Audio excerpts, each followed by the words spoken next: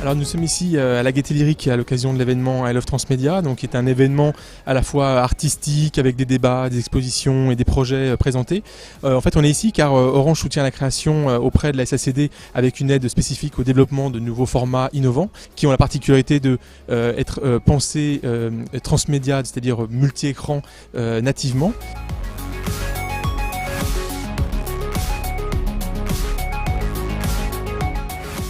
La bourse Orange format innovant, donc qui soutient des écritures transmédia, existe depuis 5 ans au sein de l'association Beaumarchais.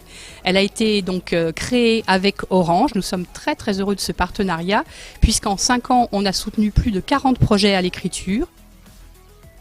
Ces projets, donc, quand les auteurs sont soutenus à l'écriture, on propose ensuite un accompagnement. Dans le cadre du festival I Love Transmedia, nous allons présenter les 6 derniers lauréats donc, de la session 2014.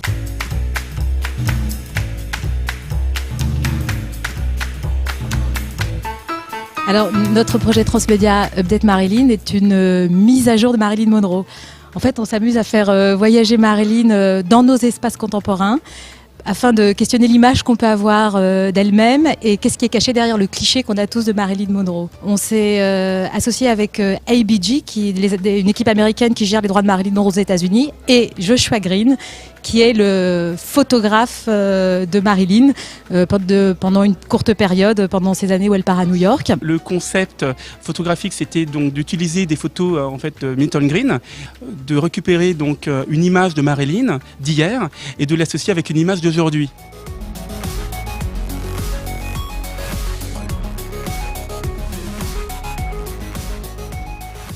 Alors La Pluie à Midi, c'est une application numérique qui raconte en fait les aventures d'un petit poisson qui va parcourir les océans à la recherche d'un aileron, parce qu'il a perdu un aileron envolé par une tempête. Et du coup, ce qui est intéressant, c'est que c'est une sorte de parcours initiatique où en fait il va évoluer dans un monde qui évolue perpétuellement et qui est régi par des paramètres du monde de l'utilisateur. C'est-à-dire la géolocalisation, parce que s'il joue dans une zone européenne, il va avoir des races de poissons qui correspondent à sa zone, alors qu'un joueur asiatique va avoir des races de poissons complètement différents. Il y a aussi l'heure, parce qu'il y a 24 événements dans une journée, et il y a aussi la météo, parce que s'il fait beau, si c'est la tempête, si c'est la nuit par exemple, ça influence complètement le monde et aussi la narration. Après, ce qui est intéressant, c'est que du coup, le titre, en fait, La Pluie à Midi, c'est un indice pour décoincer la fin. En fait, pour arriver à la fin, il faut qu'il pleuve et qu'il soit midi pour accéder à la fin de l'histoire. Et à la fin aussi, on peut générer, du coup, comme toutes les aventures sont très différentes les unes des autres, on peut générer son court-métrage et aussi un livre grâce à un partenariat d'impression à la demande, qu'on peut s'offrir à soi-même ou l'offrir à un ami. On est encore en développement. Et après, on va passer à la phase de production. Donc, en tout cas, moi, j'ai réuni toute mon équipe. Donc, j'ai le développeur, les designers sonores, les animateurs. Et donc, du coup, j'ai qu'une hâte, c'est que ça commence.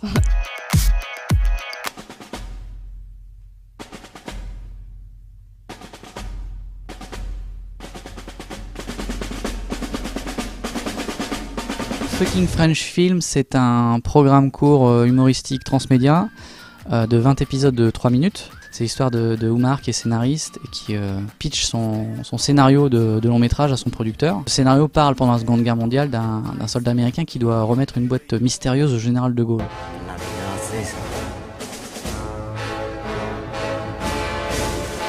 Et au fur et à mesure qu'il pitch son histoire à son producteur, il y a des éléments de la fiction qui commencent à interagir avec la réalité. Et grosso modo, Adolf Hitler débarque dans le bureau de production à la fin du premier épisode.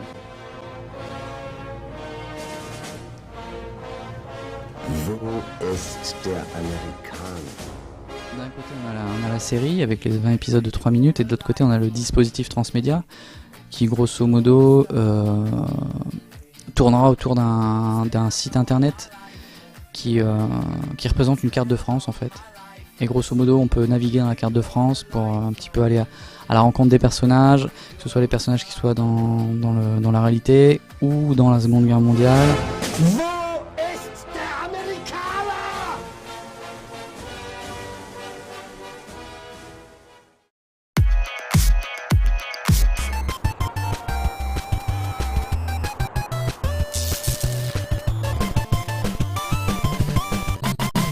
Dans enfants d'ici 5 minutes. Madame Ripon, la secrétaire d'État... Alors notre projet c'est Bit Too Much, donc je l'ai on va dire, inventé avec Thomas Vuillet. Et ça part d'une série en animation format court pour les vieux ados, les jeunes adultes, ceux qui aiment l'humour un peu trash et absurde. Ça parle d'une multinationale en gros et de ses dirigeants qui sont un peu fous et qui font n'importe quoi. Et à partir de cette série, on a voulu décliner l'univers absurde de Bitmuche sur un site internet où l'internaute peut faire des choix dans les épisodes, customiser la tour Bitmuche avec des accessoires idiots style piste d'hélicoptère, piscine en or, statue de dictateur et autres.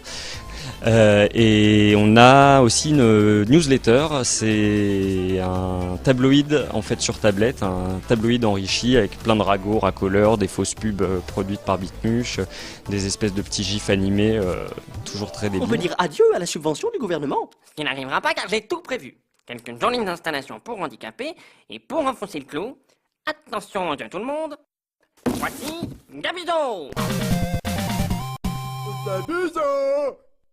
Je l'ai eu pour 8 € sur eBay. On a un pilote et voilà. c'est encore à l'état de développement. On peut voir ce pilote sur Dailymotion. En fait, vous tapez Bitmuche dans Dailymotion et vous arriverez sur notre superbe page.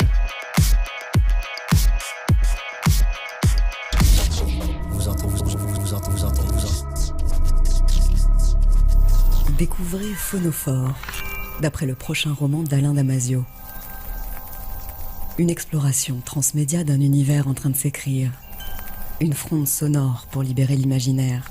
Phonophore, c'est un projet transmédia qui est fondé sur la voix et sur le son, c'est-à-dire sur l'oralité et la création sonore. C'est la mise en onde d'un monde qui est le mien, qui est celui des furtifs, qui sont des êtres de chair et de son. L'angle mort est leur lieu de vie. Leur vitesse les protège. Ce sont les furtifs. les furtifs. C'est un roman de science-fiction que je suis en train d'écrire et qu'on a décidé de déplier dans un imaginaire sonore, comme ça. Donc, évidemment, sur web, sur tablette, sur téléphone portable, voilà. Et de façon interactive avec des interfaces assez ludiques.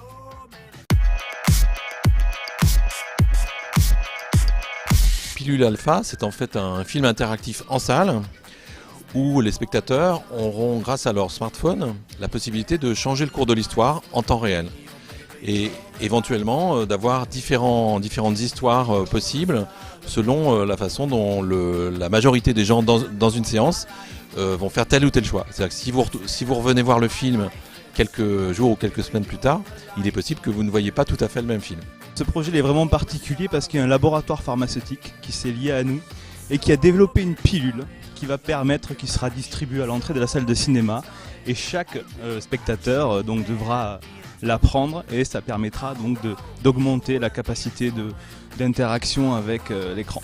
Il y aura un website, et au début on va mettre des pubs qui parleront des autres pilules qui sont développées dans ce laboratoire.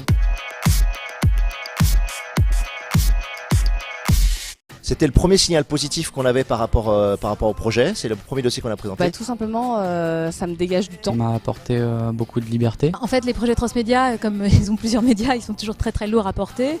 Il n'y a pas encore forcément des chemins de diffusion ou de production pour les accueillir. Toujours bien d'avoir de l'argent pour soutenir le projet, pour avancer dans le développement. Donc ça nous permet là d'avancer surtout sur la partie transmédia. Parce que avoir de l'argent pour un scénariste c'est assez vital. Donc forcément une aide comme ça, ça booste, ça aide la production, ça fédère les équipes. Ça donne une visibilité quand même au niveau des autres partenaires. Et aussi ça permet d'avoir des retours, donc de savoir qu'est-ce qu'en pensent les gens, de rencontrer des personnes qui sont dans ce domaine-là. La bourse en fait nous a aidé à créer un pilote au mois d'août. Donc grâce à ce pilote en fait on a vu qu'il y avait des petits soucis au niveau du scénario et qu'on devait raccourcir parce qu'on était parti plutôt sur un long.